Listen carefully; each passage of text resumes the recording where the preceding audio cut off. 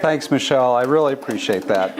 And since there is a mighty group here, a small but powerful group, I'm going to keep this very informal. As I say, I might even just grab a chair and we'll just sit and talk and that kind of thing. But I guess I find myself in the same position that Gerald R. Ford did when he was in the White House the first Christmas, and he pointed to the big spruce tree behind him, and he said, you know, that big blue spruce and I have two things in common.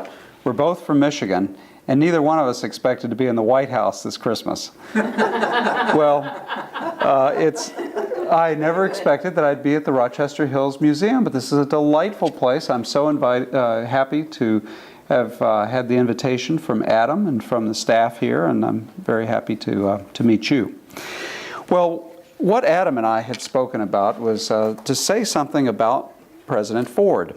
As you know, everybody has been very bullish on President Ford over the last, I'd say, 10 years, 15 years or so. And I thought I would talk to you briefly about President Ford as a statesman, and what are the 5 qualities of statesmanship that you can see in the ancient writers, and how does he stack up based on those qualities. If you go back to the ancient writers like old Plutarch and his lives, if you look at Thucydides and the history of the Peloponnesian War, some of the great Greek classics that everybody wants to read but never quite gets around to, you know, you see that several qualities emerge in a statesman.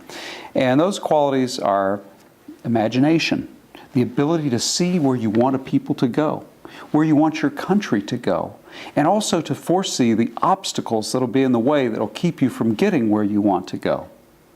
And we'll talk about Gerald Ford in terms of his imagination. Sometimes a lot of these people who write about leadership call it vision. I call it imagination. The second thing that we're going to talk about is passion. Leaders have passion. They have energy to do the things that they need to do. That doesn't always mean that, the bubbling up to the surface, the romantic, not that kind of passion. It's more the passion that's it's inside a person, and you know when you have it. The fire in the belly. Don't necessarily see fire in the belly on the outside, but it's a very important force in leadership. A third classical quality to great leaders is their character. They have a strong character. They have a moral compass. They have the ability to see what is right and wrong in very difficult situations. They have the ability to choose in very difficult situations. And that's what they do. That's how they show their character. And they have the ability also to stick by the decisions they've made. A fourth quality that great leaders have, according to the ancients, is they have social skills. They have the ability to get along with people. They have the ability to persuade through not necessarily because they've been to school and have had Persuasion 101 or Rhetoric 101 classes, but because they have a natural ability to connect with people, because they like people. They want to lead people. They want to look over their shoulder and see that there are people who are following them. And because of that great quality, they also have the ability to build a consensus, to get people to come along with them. So they're social people. Even the introverts among them, they are consensus builders. And the fifth and final quality we will look at is what I call adaptive intelligence. A lot of people are smart, but it's not enough just to be smart. You have to have adaptive smarts. It's the kind of intelligence where you look at what you've done through trial and error and you can adjust, or you can adjust your grand vision of where you want a people to go. That's adaptive intelligence. And that's what the classical historians, the people who observed leaders in ancient Greece and Rome, said was an essential quality for a leader. And you know what? We haven't improved on those 5 qualities to this day. Those are the qualities that people need today to lead. And what I thought I would do today is look at President Ford's life in the framework of these 5 qualities. Before I do, though, what I thought would be interesting is to take the reason that President Ford is in the news right now. It's really quite interesting. You know, right now we have a Democratic primary that's wrapping up. It's very interesting because Hillary Clinton now is at a juncture. How will she support Obama? Now, whether you're a Republican or a Democrat or independent, this is an interesting problem to look at, just analytically. People are saying she can either go the route of Jerry Ford in 1980, and I'll explain that in a minute, or she can go the route of Ronald Reagan in 1976, and that'll have a huge impact on the outcome of the election here in 2008. This is what I mean. In 1976, you may recall, President Ford was the incumbent, but he was challenged by Ronald Reagan when he went to the convention. He'd been president for two and a half years. He had been in office for 895 days, basically. It was the length of his tenure. And he had been challenged by Ronald Reagan. He goes to Kansas City to the convention, and the convention is his. He basically has the delegates, but Ronald Reagan has made this huge push at the end, and Ronald Reagan then comes down to the convention floor at the end of that convention in '76 in Kansas City and makes a speech in which Reagan talks about we should be a party of bold colors and not pale pastels. Well, obviously the reference to pale pastels was an insult to Ford. Ronald Reagan is saying, I'm the bold colors, I'm the future, I'm the brave one who's going to take this country to a higher plane, get us out of our national malaise.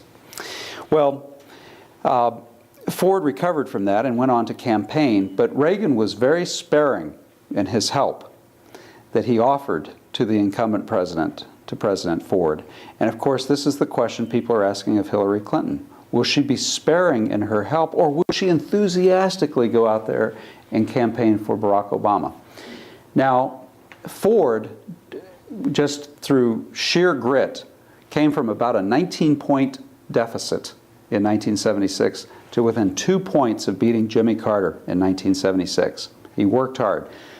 When Reagan finally did appear with Ford in North Carolina, Ford was upset with Reagan because Reagan did not seem to be very enthusiastic. Be watching Hillary Clinton. See if her behavior is going to be the same, because it definitely hurt Ford at the polls. I interviewed President Ford in 2005. I was the last person to hold a series of interviews with him before he passed away. I went to his home in Vail, Colorado. I stayed in a place in Vail, and every day that he felt well, I'd call his chief of staff and then go to his home in Beaver Creek. Every day he felt ill, my son Alistair and I would go and we would hike in the mountains. There's plenty to do in Vail, so that was okay too. But we, of course, just very much enjoyed the conversations with President Ford. President Ford always was, I think, upset that President Reagan did not help him more. And this is the question for Hillary in 2008 with Barack Obama.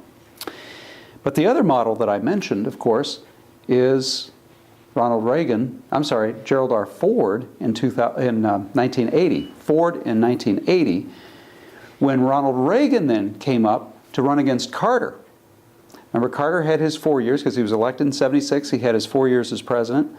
Ford, of course, had to sit out those 4 years. But when Reagan then came back after 1976, runs for president in 1980, he says, Jerry, I'd like for you to come and campaign with me. President Ford was very gracious, and he threw himself into that campaign to help Reagan as best he could. Now that's the other model, and Hillary Clinton's advisors are aware of that model. So that's why I opened with how President Ford is in the news all the time, even today. Is Hillary Clinton's decision to be, Ronald Reagan in 1976 or Jerry Ford in 1980? And it'll make all the difference probably in the outcome of the presidential election, how her strategists and how she decides to run, or how she helps Barack Obama run.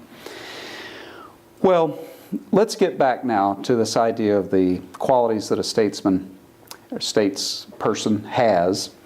If you go back to the classics, as I say, they always emphasize imagination. Imagination is so important. It's what's in our heads that makes such a difference in life. Because if you can anticipate what's going to happen, whether you're driving a car or trying to reestablish a relationship with somebody, or whether you're going to break off a relationship with somebody, what are you doing? You're putting what you anticipate will happen in your head. It's that ability to visualize. And the better you are at it, the more consequences you can anticipate, and the better you can plan for whatever contingency will come along. But imagination not only is important in our personal relations or driving a car, it's also immensely important for politicians, especially statesmen, who can see out ahead beyond just the next election, but can see a generation out in front of them. Extremely important that they have a sense of where to go.